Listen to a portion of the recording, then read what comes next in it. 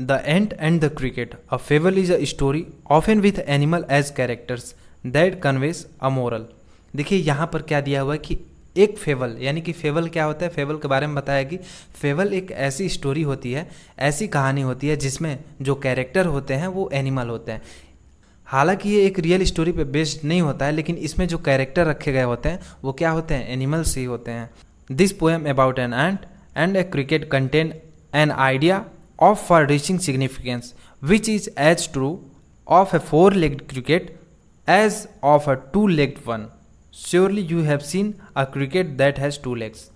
अब देखिए यहाँ पर क्या बोला गया है कि और वह जो कहानी होती है वो एक मोरल देती है। कौन सी कहानी? जो फेवल होती है वो, जिसमें कैरेक्टर क्या होते हैं, एनिमल होते हैं, और ये जो स्टोरी होती है ये क्या देती है, एक मोरल देती है, यानी कि सीख देती है। यह जो पोयम है वह एक चींटी और एक क्रिकेट के बारे में है। इस कविता में दूरगामी महत्व का एक विचार है। दूरगामी मतलब दूर का एक विचार रखा गया है, जो कि चार पैरों वाले क्रिकेट के लिए उतना ही सच है जितना कि दो पैरों वाले क्रिकेट के लिए। अब देखिए यहाँ पे दो पैरों वाले क्रिकेट किसको बोला गया है, तो दो पैरों वाले क्रिकेट के बारे में जो तुलना किया गया है वो इंसान से तुलना किया गया है, यानी कि मनुष्य से दो पैरों वाले क्रिकेट का। तो आपने भी दो पैरों वाले क्रिकेट को देखा ही होगा। यहाँ पर लास्ट में बोला है surely you have seen a cricket that has two legs, तो आपने भी वो दो पैरों वाले क्रिकेट देखे हैं। तो क्रिकेट का मतलब क्या होता है? क्रिकेट क्या होता है? झिंगुर होता है। A silly young cricket accustomed to sing through the warm sunny month of gay summer and spring. मतलब क्या कि एक बेवकूफ़ यंग क्रिकेट था। सिली मतलब क्या था? सिली मतलब क्या होता है? तो बेवकूफ़, मूर्ख। तो एक बेवकूफ़ यंग क्रिकेट था, वह गाना गाने का आदी था, शौकीन था।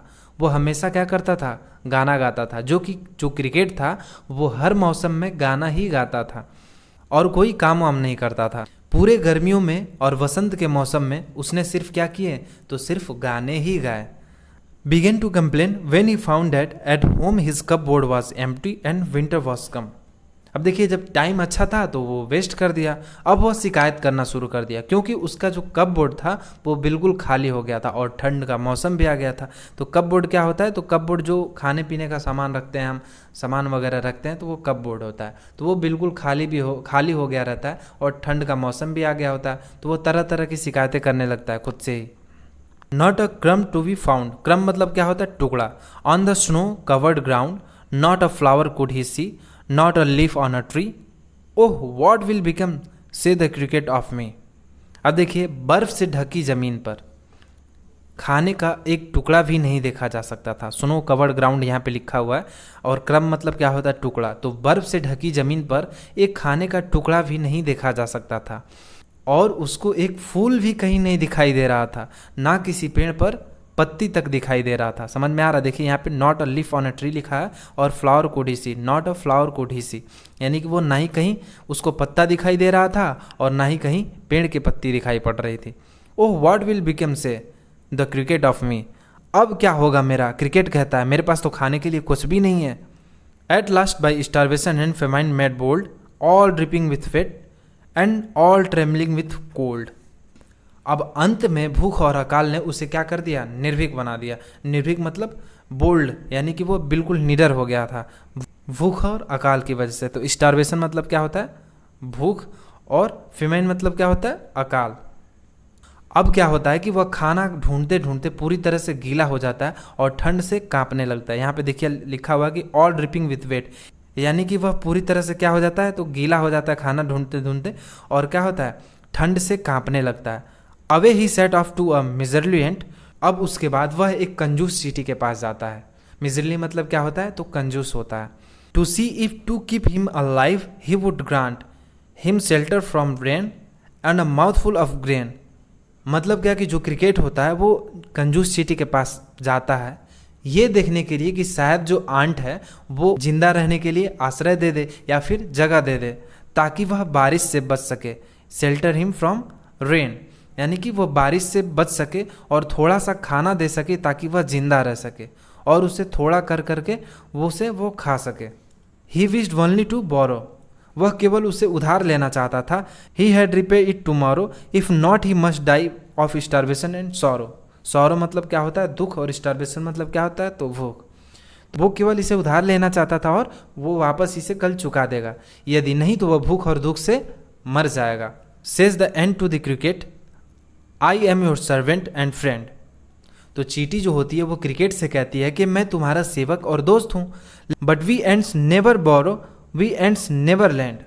मतलब क्या कि हम चींटियाँ ना तो कभी उधार लेती हैं और ना तो कभी उधार देती हैं। जो चींटी होती है वो क्रिकेट से बोलती है, but tell me dear cricket, did you lay nothing by when the weather was warm, quoth the cricket not I. यहाँ पर जो चींटी है वो क्रिकेट से कहती है कि एक बात बताओ प्रिय क्रिकेट, क्या तुमने कुछ भी बचा कर नहीं रखा जब मौसम गर्मियों का था, जब मौसम अच्छा था? तो क्रिकेट बोलता है नहीं, my heart was so light that I sang day and night, for all nature looked gay. अब क्रिकेट बोलता है कि मेरा दिल इतना हल्का था और मौसम भी इतना अच्छा था कि मैं दिन रात गाना गाया। और वो बताता है कि पूरा का पूरा नेचर बहुत ही खुशनुमा लग रहा था, उसे बहुत ही खुश लग रहा था, इसलिए वह गाना गाता रहा। You Seng sir you say, go then says the ant dance the winter away. अब यहाँ पे चींटी बोलती है, महाशय तो आपने कहा कि आपने सिर्फ गाना ही गाया। अब चींटी कहती है कि जिस तरह आपने अच्छे टाइम गवा के सिर्फ गाने ही गाए, तो अब जाइए और सर्दियों के मौसम में डांस करके निकालिए। इस प्रकार वो चींटी व्यंग्यात्मक भाषा में उसे बोलती है क्रिकेट से। Thus ending he hastily lifted the wicket and out of the door turned the poor little cricket, folks call this fable, I will warrant it true, some cricket have 4 legs and some have 2। अंत में उन्होंने जल्दी से cricket को उठा लिया और उस छोटे से क्रिकेट को दरवाजे से बाहर निकाल दिया। फोक यहाँ पे दिया हुआ है। फोक मतलब क्या होता है? तो लोग इसे क्या कहते हैं? फेबल कहते हैं। फेबल क्या होता है? एक रियल स्टोरी नहीं होता है, वो सिर्फ उसमें एनिमल्स कैरेक्टर होते हैं। लेकिन यहाँ पे जो लेखक हैं वो इसे क्या मानते हैं? वो इसे सही मानते हैं। आई विल वारंट इट ट्रू, यानी कि मैं इसे सच मानूंगा। लेखक इसे सच मानते हैं और बोलते हैं क्या कि कुछ क्रिकेट के 4 पैर होते हैं और कुछ के 2 होते हैं। देखिए यहाँ पे जो पोएट हैं वो 2 पैर वाले क्रिकेट ह्यूमंस को बोल रहे हैं। यहाँ पर जो चींटी और क्रिकेट की कहानी है वो हम पर भी लागू होती है, यानी कि हम ह्यूमन बींग्स पे भी लागू होती है। जब समय अच्छा चल रहा होता है, स्मूथ चल रहा होता है, तो हम सही समय गवा देते हैं और समय का सही सदुपयोग ना करने की वजह से तो हम अपना सब कुछ आलस के कारण गवा देते हैं। इसलिए हमें लाइफ में क्रिकेट की तरह नहीं करना है। तो इसी के साथ यह पोएम समाप्त होता है। तो वीडियो अच्छा लगा होगा तो लाइक ज़रूर कीजिएगा। यदि आप चैनल पर नए हो तो सब्सक्राइब कर लीजिएगा इसी तरह के न्यू वीडियो अपडेट्स के लिए। तो मिलते हैं फिर नेक्स्ट वीडियो में, तब तक के लिए गुड बाय।